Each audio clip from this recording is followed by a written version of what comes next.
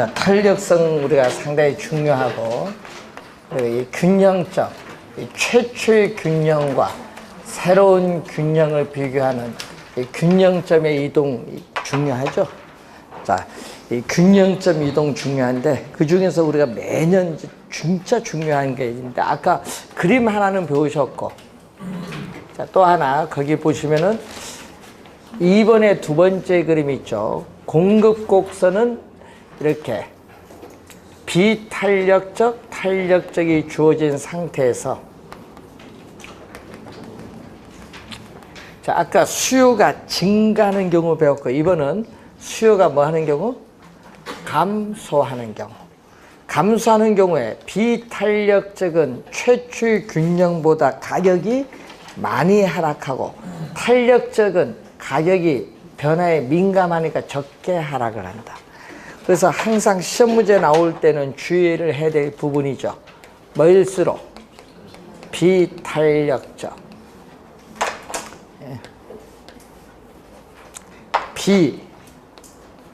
비탄력적일수록, 비탄력적은 기울기가 급할수록, 말도 바꿀 수 있으니까, 기울기가 급할수록, 비탄력적일수록 가격의 변화폭, 여러분 변화폭은 뭐예요?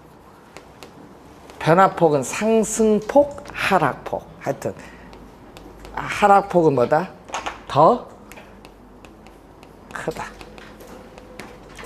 또 거래량의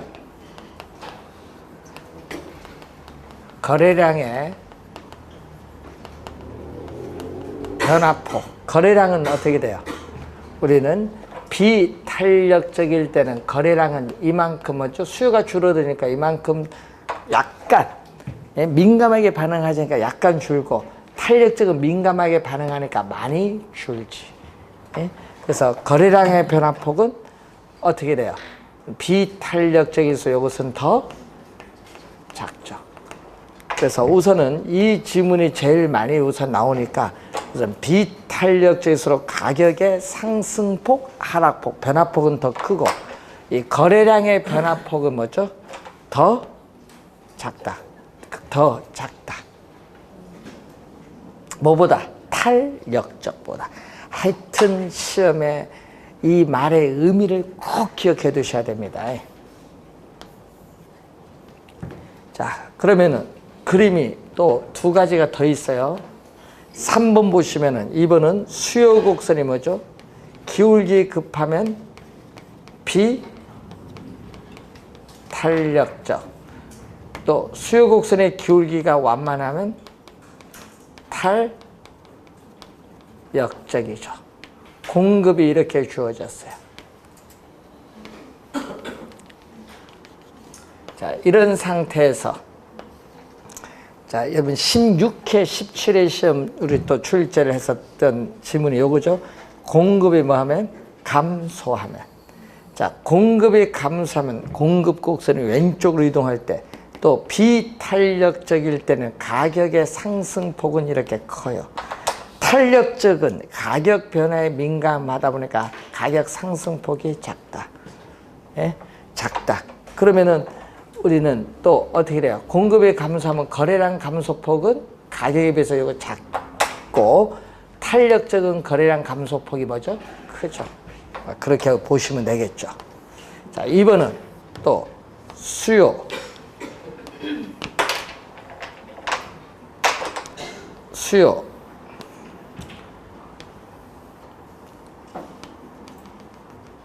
이때는 2번은 공급이 뭐 하는 경우? 증가하는 경우. 비탄력적인데 가격의 하락폭이 크고, 탄력적인데 가격의 하락폭이 작다는 거죠. 그래서 이 지문을 잘 이해를 해 주시면 됩니다. 중요합니다.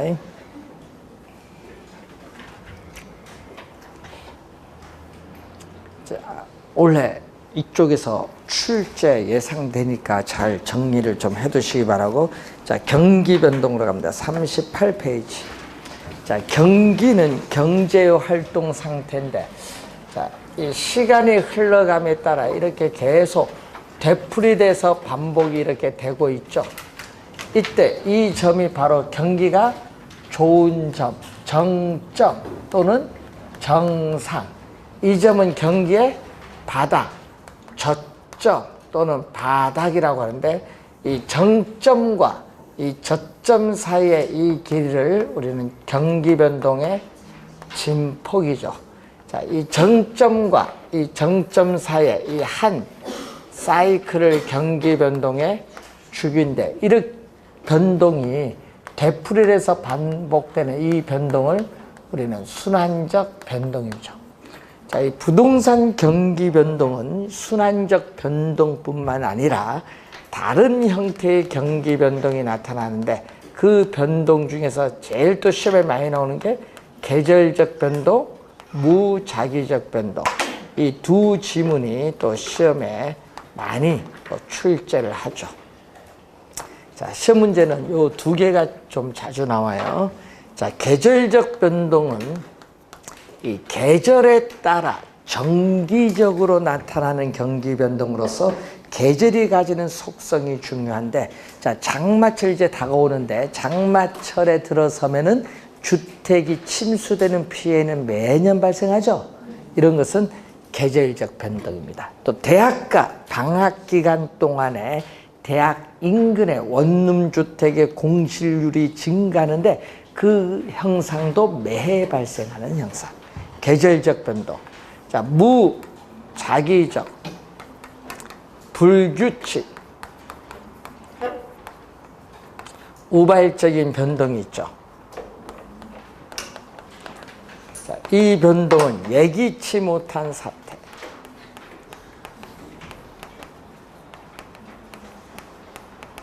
자, 지진이나 홍수 등의 자연재해라든지 또는 정쟁, 혁명, 폭동 등의 사회적 혼란, 정부의 급격한 부동산 정책의 변화 등 예기치 못한 사태로 인해서 나타나는 비순환적인, 비주기적인 경기 변동을 무작위적 변동. 자, 장기적, 추세적 변동, 예를 들어서 어떤 지역이 재개발이 되어서 나타나는 그러한 변동을 의미합니다. 장기적으로 나타나는 변동이죠. 자, 요 두 가지가 좀 중요합니다. 자, 그리고 부동산 경기의 측정 지표를 보시면은, 자, 부동산 경기의 측정 지표는 크게 실물 변수와 화폐로 표시된 명목 변수로 우리가 나타낼 수 있죠. 자, 실물 변수는 우리가 경기 변동에 측정하는 주요 지표로서 두 가지가 있습니다. 공급 측면에서 판단하는 지표도 있고요, 수요 측면에서 판단하는 지표인데, 이 공급 지표 중에 가장 중요한 것이 바로 건축량이죠. 자, 이 건축량의 파악이 상당히 중요합니다. 자, 이 건축량을 파악하죠. 자, 이 부동산 경기는 건축 경기라고 불릴 만큼 이 건축률의, 건축량의 파악이 상당히 중요한데, 세 가지 지표가 있어요. 자, 선행 지표, 미리 앞서서 나타나는 지표로서 건축 허가량이라는 게 있죠.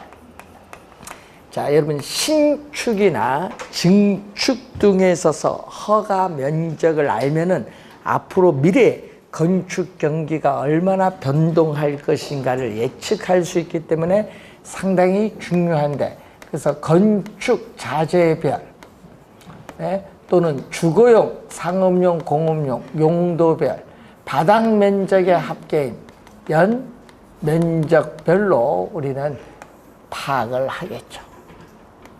연 면적별로 우리는 건축 허가량을 파악을 해요.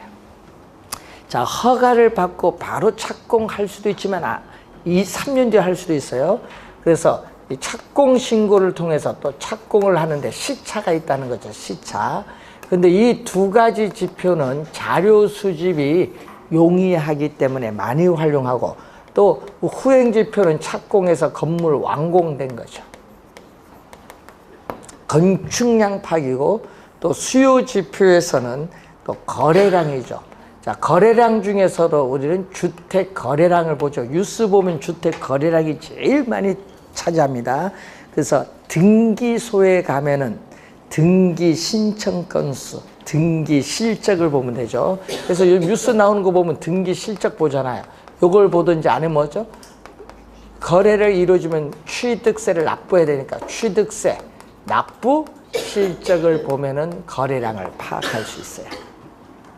자, 그리고 조성된 택지의 분양 실적. 조성된 택지의 분양이 활발하면 일반적으로 호경기, 분양이 저조하면 일반적으로 불경기죠. 자, 화폐로 표시된 명목 변수로서는 크게 부동산 가격이라든지 임대료를 보는데, 자, 실제 건축량의 생산과 무관하게 단지 부동산 가격이 오른다고 해서 부동산 경기가 좋다고 말하는 것은 틀린 개념이다. 왜냐하면 부동산 투기에서 일시적 가격이 오를 수도 있기 때문에 건축량 생산이 동반돼야. 자, 우선은 3대 지표가 뭐죠? 여러분이 이 하나의 지표만 파악을 하면 안 되고, 여기 3대 지표인데 이 하나하나의 이런 단순 지표 등을 종합적으로 어떻게 해요? 가지고 판단해야 돼. 그러니까 이 여러 개의 지표를 측정해서 우리는 종합적으로 경기를 판단하는 것이 중요하다는 그러한 내용입니다. 자, 부동산 경기 변동의 특징이 나오죠.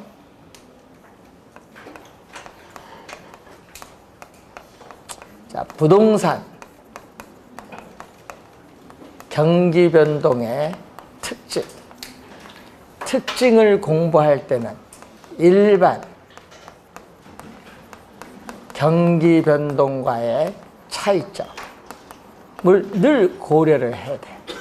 자, 제일 먼저 나오는 게 변동 주기가 나오죠. 자, 변동 주기 보면요, 부동산 경기 변동의 주기는 약 17년에서 18년 보죠.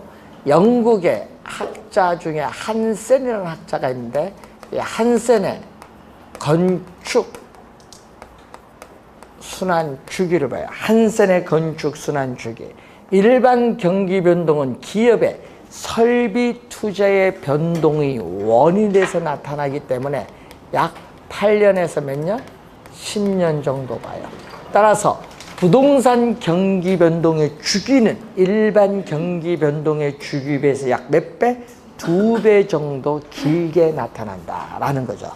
자, 변동의 진폭에서 또 우리는 26회 시험에 정답으로 물었죠.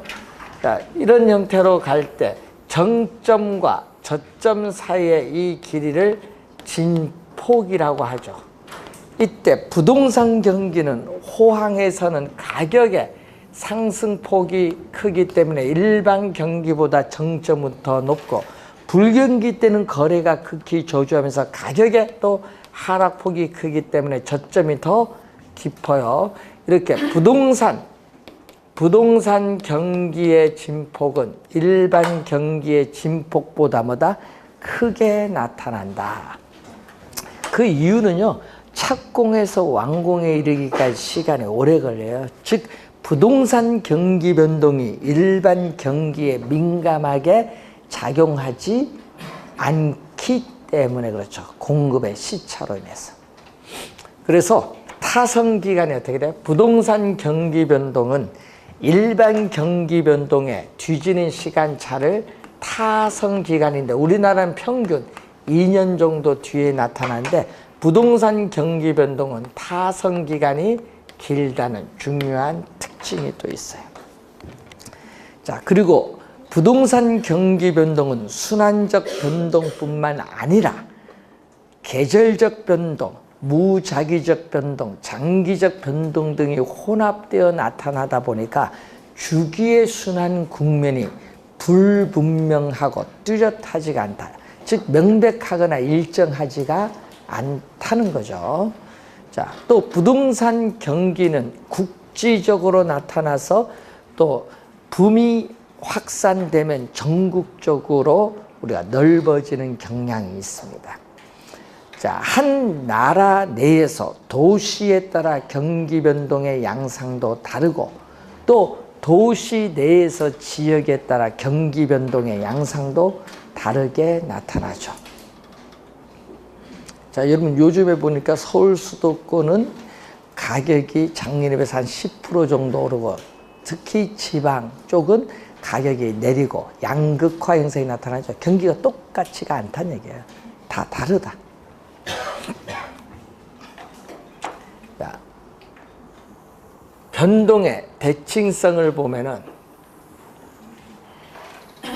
자, 바닥을 통해서 우리는 올라가는 경기의 회복시장 국면, 일반 경기의 호황에 해당하는 상향시장 국면, 정상을 통해서 내려오는 후퇴시장의 국면, 일반 경기의 불황에 해당하는 하향시장 국면이 계속 이렇게 되풀이돼서 반복이 되죠.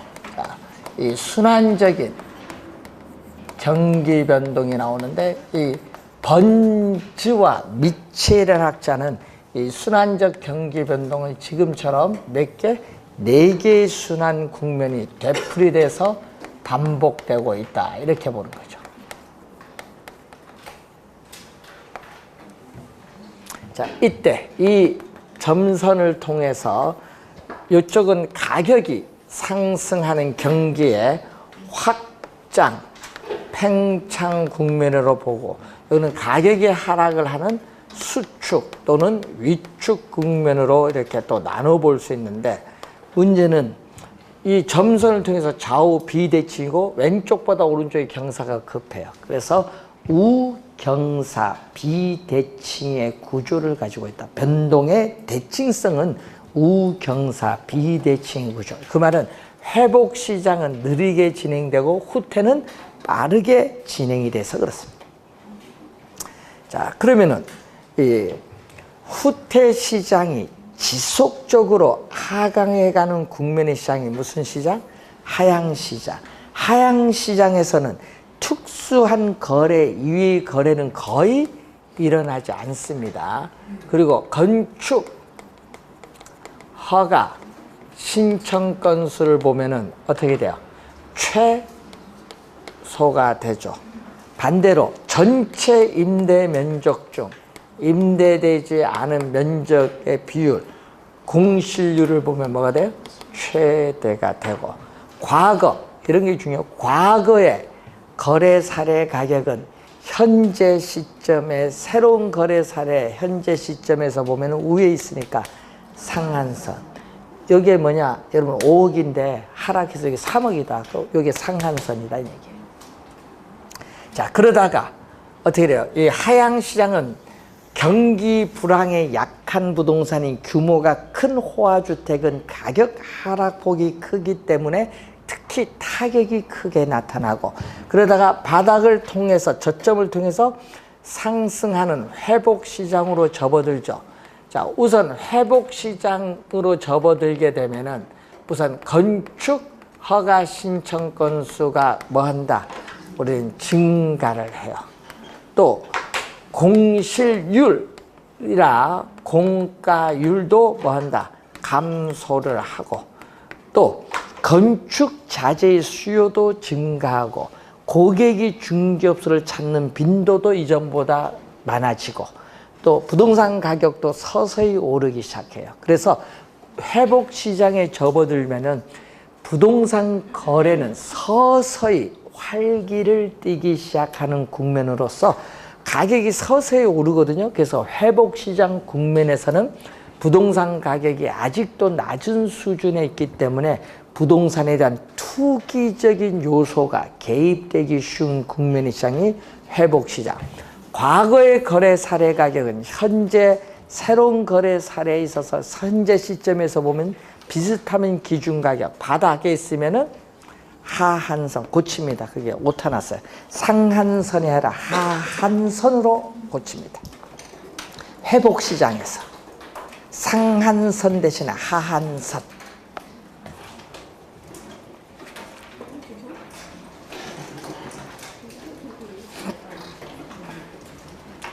자, 그러다가 가격이 지속적으로 상승하는 상향 시장으로 접어들면요, 상량시장 시계열상 마지막 부분에서는 후퇴시장으로 넘어갈 가능성을 내포하고 있다. 자, 그리고 부동산 거래는 활발하게 이루어지는데 시험에 요거 많이 나오죠? 과거의 거래 사례 가격은 현재 새로운 거래 사례 현재 시점에서 보면 밑에 있어요. 하한선, 하한 가격인데 이걸 상한 가격으로 많이 내죠. 벌써 4번 출제했습니다. 좀 주의하도록 하시고. 자, 그래서 이쪽에서는 가격이 오르기 때문에 매도자는 거래를 뒤로 미루려고 하고 매수자는 거래를 앞당기려고 하기 때문에 매도자가 우위에 있는 시장이야. 그래서 부동산 중개 전문 활동에서 매도자 우위에 있기 때문에 뭐가 중시? 매도자가 중시되는 시장이 형성이 돼. 자, 그리고 이 정상을 통해서 내려오면은 거래는 한산해지고 부동산 가격도 하락을 하죠. 과거의 거래 사례 가격은 현재 시점에서 보면 기준 가격, 정점에 있으면 뭐죠? 상한선. 그리고 25에는 하한으로 출제했어요. 상한선. 자, 그래서 후퇴 시장에서는 우리가 비교했을 때 상향 시장에서는 건축 허가 신청 건수는 여기는 뭐가 된다? 최대가 되고 공실률은 뭐가 돼? 최소가 되다가 정상을 통해서 내려오면 건축 허가 신청 건수가 최대가 됐다가 점점 이제 줄어들죠. 감소해요. 건축 허가 신청 건수는 또 줄어든다. 감소를 하고 또 공실률도 뭐 한다? 증가를 하죠.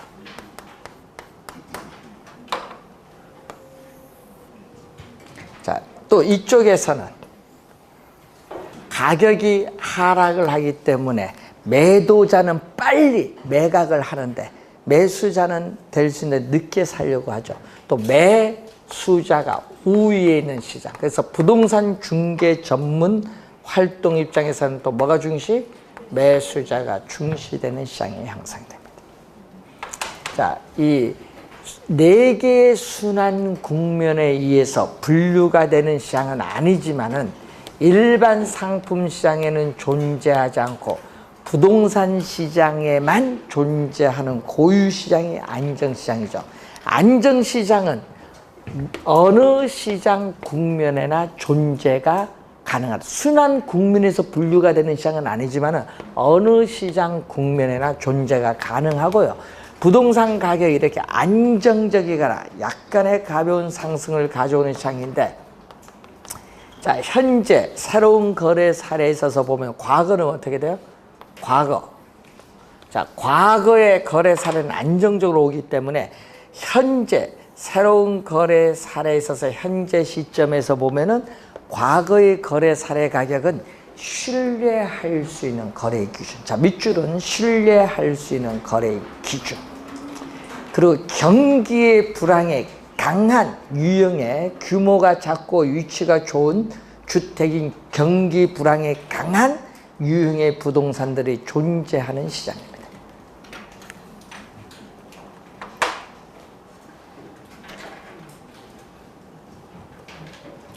올해 시험에는요, 이쪽에서 출제 정답을 물을 가능성이 상당히 높다.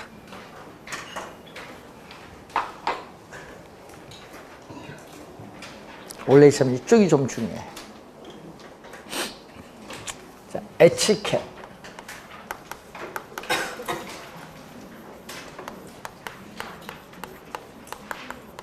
자, 에치켓의 거미집 이론이 나오죠. 자, 거미집 이론은 모든 시장에 적용되는 이론이 아닙니다. 모든 시장에 적용되는 이론이 아니라 농축산물 시장이나 주거용, 상업용, 공업용 같은 무슨 시장? 건축물 시장에 적용이 되겠죠. 자, 우선은 생산 기간이 뭐가 된다? 오래 걸리는 시장.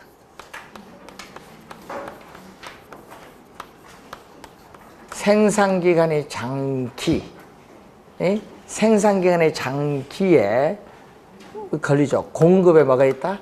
시차. 자, 여러분 4월달 여러분 모의고사 볼 때 무슨 벌집 모형 이런 거는요 출제 안 해요. 그거는요 우리나라 모 학자가 만든 거야. 세계 학자들이 인정 안 하는 거야. 그런 건 시험에 안 내요. 그런 거 공부할 필요가 없어요. 4월달 모의고사 벌집 모형 나온 게 있잖아요. 그런 건 출제 안 합니다.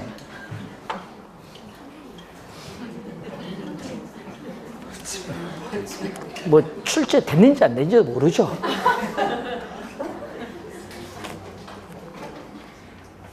그건 우리나라 뭐 학자 한 사람만 그거 자기가 연구한 논문 갖고 한 거고, 그거는 세계적으로 학자들이 인정하는 게 아니에요. 한 학자 견해는 출제를 하지도 안 해. 그런 거. 그런 건 모르셔도 돼요.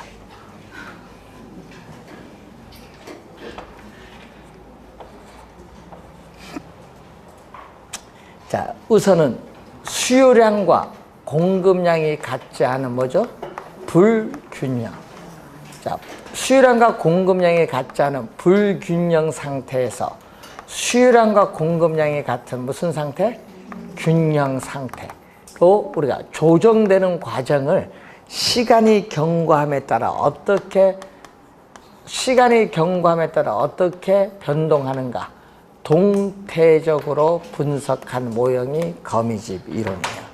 그래서 가정을 보면은 거미집 이론의 가정을 보면은 자, 2018년도의 수요량은 2018년 가격에 영향을 받죠. 자, 금기의 수요량은 금기의 가격에 영향을 받고 2018년도의 공급량은 2017년도의 가격에 영향을 받아요. 금기의 공급량은 전기의 가격에 영향을 받는다. 왜? 공급의 뭐 때문에? 시차 때문에 그래요. 그래서 한 해는 가격이 폭등, 그 다음에는 폭락, 폭등, 폭락이 주기적으로 반복되는 것은 수요와 공급 사이에 뭐가 존재한다? 시차가 존재하고 있기 때문에 나타나는 현상.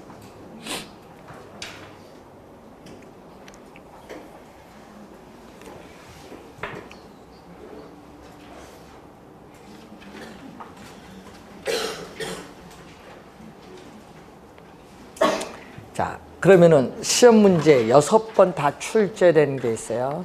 그러면 시험에 6번 다 출제된 게 바로 수렴형이에요. 수렴형은 뭐죠? 안정적인 균형이기 때문에 시험 문제 6번 다 출제했어요. 수렴형은요, 그림을 보면은 수요 곡선은 완만하고 공급 곡선은 이렇게 뭐다? 급하다.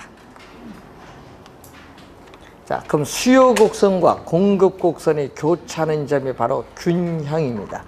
균형인데 이렇게 가죠. 이 점은 불균형인데 불균형이 시간이 경과함에 따라 점점 이렇게 균형으로 접근해 가는데 그 모양이 꼭 거미가 집을 짓는 거와 비슷하다고 해서 붙는 명칭이 바로 무슨 명칭? 거미집 이론이라는 명칭이 붙은 거예요. 자, 이 그림을 보면은 수요 곡선의 기울기의 절대값, 공급 곡선의 기울기 절대값을 비교했더니 어디가 크다? 공급 곡선이 큰데, 아까 얘기했죠. 기울기와 탄력성은 다른 개념이에요.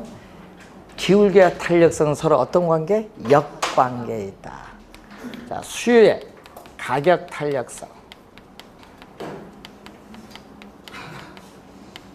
수요의 가격 탄력성과 공급의 가격 탄력성을 비교를 한번 해보면은 어떻게 돼요? 역관계, 기울기와 탄력성은 역관계이기 때문에 부등호 방향이 바뀌어요. 수요가 완만하니까 탄력적 1보다 큰 값, 공급은 비탄력적이니까 0과 1 세는 값. 그럼 당연히 여기가 크지. 그러면 수요의 가격 탄력성이, 수요의 가격 탄력성이 2다. 공급은 0.5다. 이럴 경우 뭐다? 이럴 경우 수렴형이다. 수요 곡선의 기울기가 마이너스 0.4다. 절대값은 플러스 0.4고 공급 곡선의 기울기 1.2다. 이럴 경우는 뭐다? 수렴형이다. 수렴형. 자, 수렴형이고 어떤 발산은 생각할 필요 없어요. 왜? 수렴 반대니까. 그래서 수요가 탄력적일 때는 뭐죠? 수요가 탄력적일 때는 공급은 상대적으로 비탄력적. 수요가 탄력적일 때는 수렴형. 수요가 탄력적일 때는 수렴형.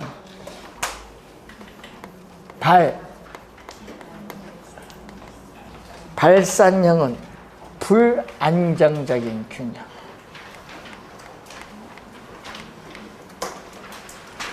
자, 불안정적인 균형이 뭐가 된다?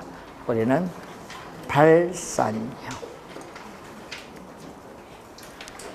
자, 그림을 보면 수렴형과 반대로 가니까 수요 곡선의 기울기는 급하고 공급 곡선의 기울기는 완만한 형태가 되죠. 자, 여러분이 이 점이 시간이 경과함에 따라 점점 이렇게 뭐야? 밖으로 계속 빠져나가는 발산형. 자, 발산형일 때는 수요 곡선의 기울기의 절대값,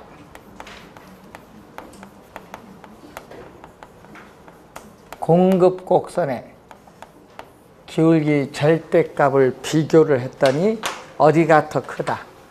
우리는 수요 곡선이 크죠. 그러면 수요 곡선의 기울기가 얼마? 수요 곡선의 기울기가 예를 들어서 우리가 마이너스 1.5다. 공급은 0.7이다. 이렇게 할 수 있죠. 자, 또 탄력성은 수요의 가격, 탄력성, 또 공급의 가격, 탄력성인데 또 기울기와 탄력성은 서로 역관계니까 부동방향 반대. 요 수식은 요거에 뭐 반대. 네? 수의 가격 탄력성은 기울기가 급하죠. 비탄력적 0.7이다. 공급은 기울기가 완만한 탄력적 1.4다. 뭐 이렇게 주어주면 되겠죠. 아, 그러면은 발산형. 그래서 항상 여러분 뭐만 잘 기억하면 돼? 뭐 요것만 잘 기억하면 되죠. 수렴형. 여러분 2년 전 27회 기울기로 출제했거든요. 기울기 3개 출제했거든요. 다음에는 탄력성 갖고 묻습니다. 순환형, 규칙적인 형태를 나타내는 순환형.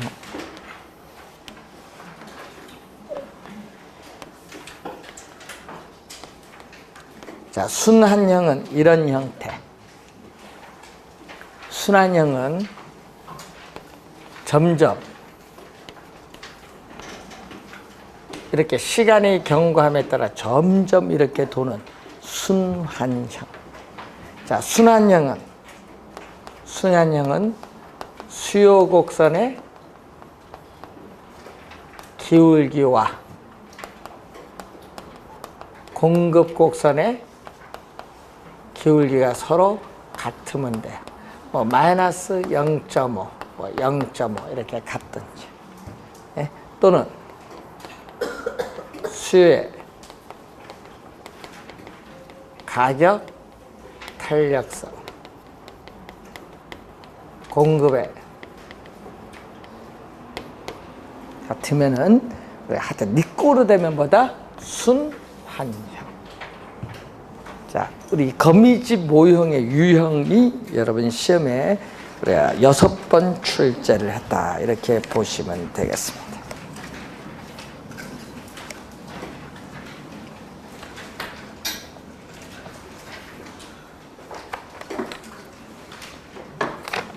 자, 50페이지로 넘어갑니다.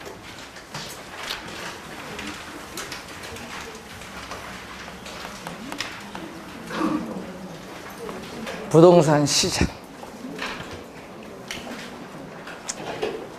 자, 부동산을 사고자 하는 수요와 팔고자 하는 공급이 만나서 가격이 결정되는 장소가 시장입니다. 자, 부동산 시장을 보면요. 우선 기능이 나오죠. 자, 우선은 수요와 공급에 의해서 가격이 결정되면은 토지 특성 중 부증성의 특성에 따라 토지는 한정되어 있기 때문에 가격에 따라 수요자의 자원이 배분되는 기능을 갖습니다. 그리고 매도자, 매수자 사이에 부동산과 현금의 교환, 경기 침체 시에는 부동산 맞교환, 이 교환의 기능이 있습니다. 이 자원 배분의 기능과 교환의 기능은 시장이 가지고 있는 고유의 기능을 말합니다. 그리고 또 정보, 매도자, 매수자, 이 개발업자, 건설회사, 투자자 등에게 부동산에 관한 정보를 제공해주는 기능을 가지고 있죠. 자, 정보를 제공해주는 기능을 갖는데, 자, 여러분, 매도자가 처음 불러본 가격이 얼마죠? 5억. 매수자가 처음 불러본 가격이 3억이면은 처음 불러본 가격, 호가의 차이가 있으니까 거래 계약 체결이 이루어지지 않는다. 그래서 공인중개사가 개입해서 매도자, 매수자의 부동산에 관한 정보를 제공해 주죠. 그럼 시간의 경과함에 따라 이 가격이 파괴되면서 매도자가 제한한 가격이 점점 하락을 할 것이고 매수자가 제한한 가격이 점점 상승을 하겠죠. 격차가 점점 줄어들어요. 그러다가 이 정도 시간이 흘러오죠. 그러면 매수자가 더 이상 양보할 수 없는 상한 가격과 매도자가 더 이상 양보할 수 없는 하한 가격이 여기서 충돌, 만나서 4억의 가격이 형성돼서 교환이 이루어지죠. 가격 형성의 기능이 나타나는데 가격 형성의 기능을 다른 말로 가격 창조로서의 기능이라고 합니다. 자, 지속적인 토지에 대한 용도면에서 비슷하죠. 대체 경쟁을 통해서 최유효 이용의 상태로 도달하는 과정에 있어서 부동산의 양과 질을 조정하는 기능도 가지고 있습니다. 자, 토지를 이용하는 주체의 토지 이용에 대한 대가인 지대를 지불할 수 있는 능력에 따라 도심에서 거리가 멀어질수록 상업용, 주거용, 공업용의 순으로 토지 이용이 나타나죠. 토지 이용에서의 유형을 결정하는 기능. 최근에 그 지문이 좀 많이 나오고 있네요. 자, 또 작년에 출제됐던 부동산 시장의 특성인데, 자, 토지의 특성. 자, 토지 특성은 올해 출제된다고 했어요. 토지 특성으로 인해서 일반 상품 시장과 다른 부동산 시장의 특성인데 토지 특성 중에서 가장 중요한 게 뭐죠? 부동성이죠. 부동성. 자, 부동성이 중요한데, 자, 그래서 공간적 작용 범위가 일정한 지역에 한정되는 경향이 있는 뭐죠? 국지적 시장, 지역 시장을 형성합니다. 국지적 시장이거든요. 자, 그래서 이 용도에 따라 전체 부동산 시장을 주거용 부동산 시장, 상업용 부동산 시장, 공업용 부동산 시장으로 나누어지는 형상을 시장의 분화라고 해요. 자, 예를 들어서 용도별로 시장의 분화가 되면서 부분 시장이 형성되죠. 주거용 부동산 시장, 상업용 부동산 시장, 공업용 부동산 시장 각각이 부분 시장이 됩니다. 자, 그래서 경우에 따라서는 이러한 부분 시장별로 시장의 불균형을 초래할 수도 있다. 자, 여러분이 부동산 권리 형태별로 부동산 매매 시장, 임대차 시장, 전세 시장으로 나눌 때 전세 시장에서 전세 공급은 별로 없는데 수요는 많아요. 그럼 전세 시장에서의 뭐를? 불균형을 초래할 수도 있다. 자, 국지적 시장이고 또 이 부동성으로 인해서 또 뭐가 나오죠? 토지 이용에 있어서 외부성, 외부 효과가 나타나요. 자, 토지는 위치가 고정되어 있기 때문에 토지를 둘러싼 외부 환경 조건에 영향을 받아서 부동산 가격이 오를 수도 있고 내릴 수 있는 외부성, 외부 효과가 나타나요. 그래서 시장에서 자원이 비효율적으로 배분이 이루어지는 시장의 실패를 야기하기 때문에 정부가 부동산 시장에 개입을 하는 근거가 돼요. 이런 외부 효과는. 자, 그리고 또 부동성, 또 부증성 등의 특성에 따라 시장에서 수요가 증가하더라도 바로 즉시 공급을 늘려줄 수는 없죠. 공급의 시차로 인해서 수요 공급 조절이 곤란하다. 그래서 시험에 많이 나오는 질문이 요거죠. 단기적으로 수급 조절이 곤란하기 때문에 단기적으로 부동산 가격의 왜곡을 발생시킬 가능성이 높다. 시험에 진짜 많이 출제된 질문. 자, 개별성의 특성으로 인해서 부동산 상품은 표준화가 어려워요. 그래서 부동산 시장을 복잡하고 다양하게 합니다. 네? 일물일가의 법칙이 또 적용되지 않죠. 또 이런 표준화가 어려우면 대량 생산이 안 돼서 도매상과 소매상 같은 유통기구가 존재하지 않습니다.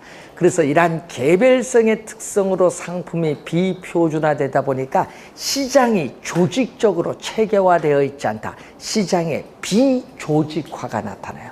비조직화로 인해서 여러분들은 부동산 거래 시에 거래 비용이 많이 든다는 거죠.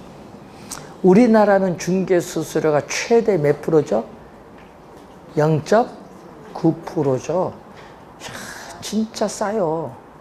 야, 요 선거할 때 이제 좀 올려야 되는데 쌉니다. 예? 아, 변호사 수임료는 얼마인데? 상당히 싸죠. 이제 외국에 비해서 상당히 싸요. 인도 같은 경우 6%예요. 6%. 6%.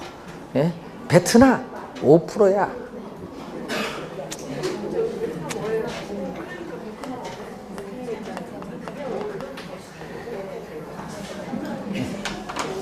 작년에 합격자분이, 재작년 합격자분이 작년에 가셔서 하는데 상당히 괜찮대. 근데 이제 어학이 좀 돼. 영어는 자기는 할 줄 아니까 이제 베트남하고 되면은 우리나라 사람.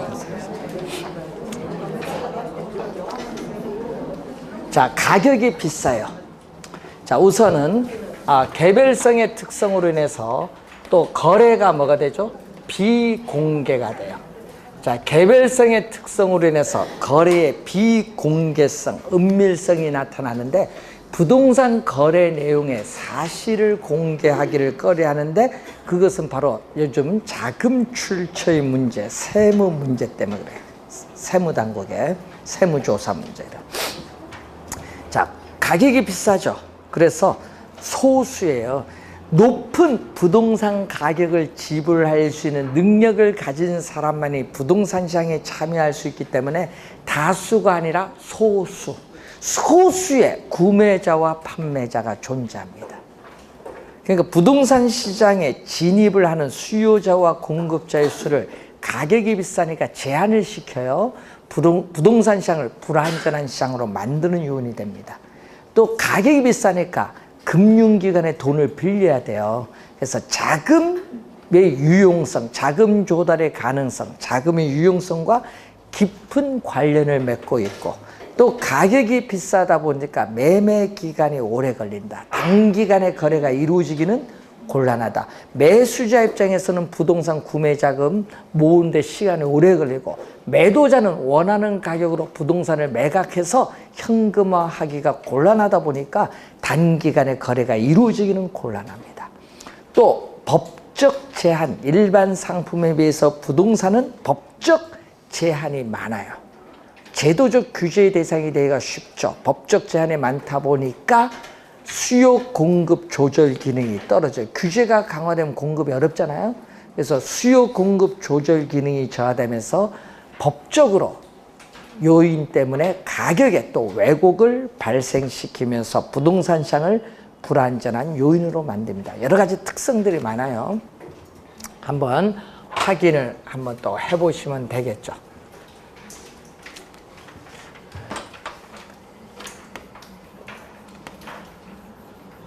올해 시험에 또 중요한 게 효율적 시장인데, 자,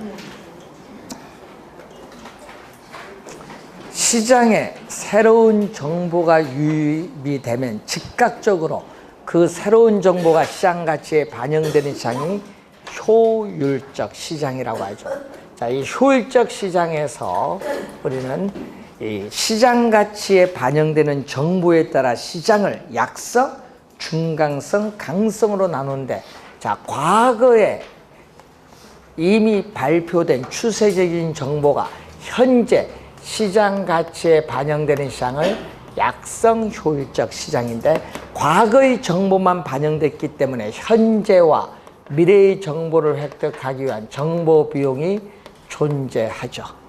자, 그리고 과거에 이미 발표된 정보, 과거에 이미 발표된 역사적 자료를 토대로 해서 현재 시장 가치의 변동을 분석하는 것을 기술적 분석이라고 하는데, 이 기술적 분석을 통해서 약성 효율적 시장의 투자자들이 투자를 한다 하더라도 초과 이윤은 획득할 수 없어요. 그렇지만은 초과 이윤은 없지만은 초과 이윤도 없고 손실도 없는 정상 이윤은 획득이 가능하고, 또 과거의 정보를 통해서는 초과 이윤을 얻을 수 없지만 남보다 더 우수한 정보, 남보다 더 우수한 정보는 현재 공개되는 정보와 미래의 정보죠. 남보다 더 우수한 정보를 획득하여 투자를 하면은 초과 이윤은 얻을 수 있다라는 것. 자, 현재의 과거의 정보에다가 현재 공개되는 이용 가능한 정보, 과거의 정보뿐만 아니라 현재 공개되는 이용 가능한 정보까지 시장 가치에 반영되는 시장을 중강성 효율적 시장인데, 현재 정보까지 반영됐기 때문에 또 미래의 정보를 획득하기 위한 정보 비용이 또 존재를 하죠. 자, 이때 과거와 현재의 정보를 더해준 것을 우리는 공식적으로 발표된 정보, 과거에 이미 발표됐고 현재 공개되기 때문에 공식적으로 발표된 정보. 자, 여러분, A라는 회사가 투자계획, 사업계획을 발표했다.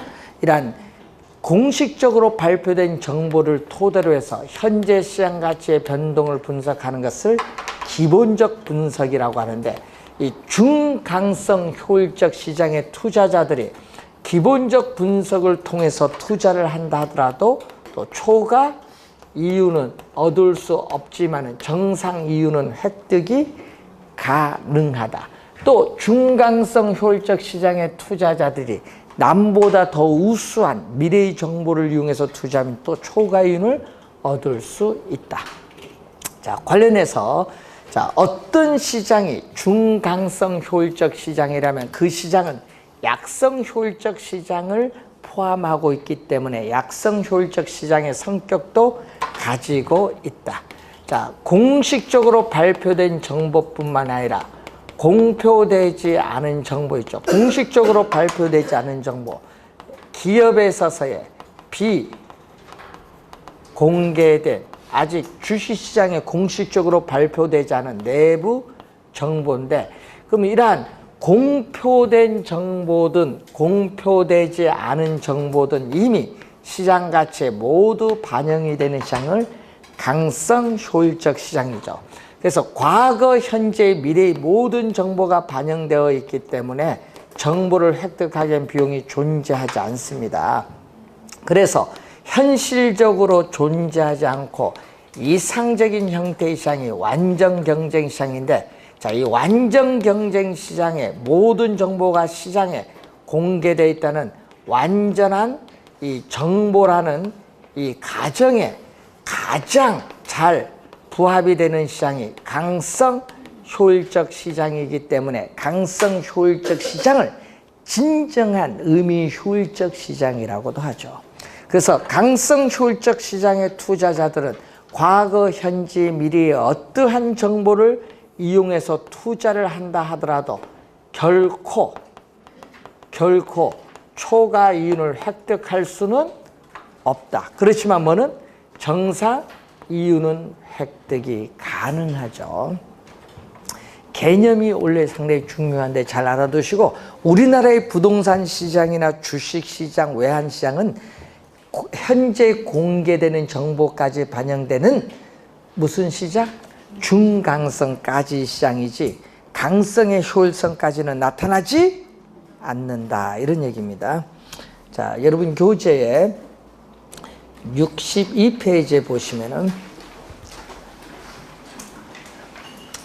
자, 2번 일반적으로 부동산 공급에는 상당한 시간이 소요된다. 공급의 시차론에서 단기적으로 가격의 왜곡이 발생할 가능성이 있죠.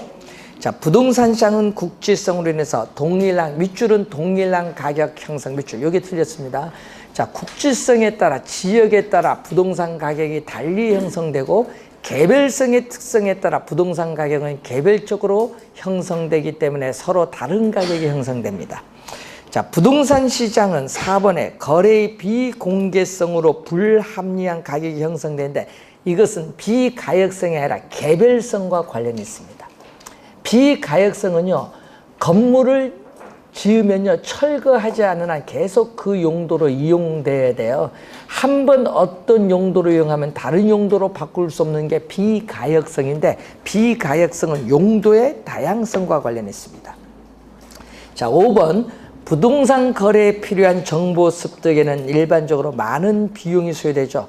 그래서 여러분이 거래가 비공개되니까 정보 탐색 비용이 증가합니다. 자, 부동산 시장에는 정보의 비대칭성, 정보를 많이 보유한 사람과 적게 보유한 사람의 차이로 인해서 부동산 가격의 왜곡 현상이 나타나기도 한다는 거죠. 자, 8번 약성 효율적 시장에서는 현재의 시장 가치에 대한 과거의 역사적 자료를 분석해서 투자를 하여도 초과 이윤은 획득할 수 있다, 없다? 없다. 있다 하니까 틀렸죠. 자, 9번 여러분 공표된 것이든 공표되지 않은 것이건 어떠한 정보도 이미 가치에 반영된 시장은 중강성이 아니라 강성 효율적 시장. 그래서 틀린 지문이고, 자, 10번 보면은 강성 효율적 시장은 공표된 정보는 물론이고 아직 공표되지 않은 정보까지도 시장 가치에 반영되어 있는 시장이므로 이를 통해 초과이익을 얻을 수 없다. 없다는 거. 어느 누구도 결코 초과이익을 획득할 수는 없다. 원래 약성, 중강성, 강성 이쪽이 좀 중요해요. 다시 한번 확인을 좀 해두시기 바랍니다. 자, 우리 다음 주에는 할당적 효율성부터 진행하도록 하겠습니다. 자, 오늘 수고하셨습니다.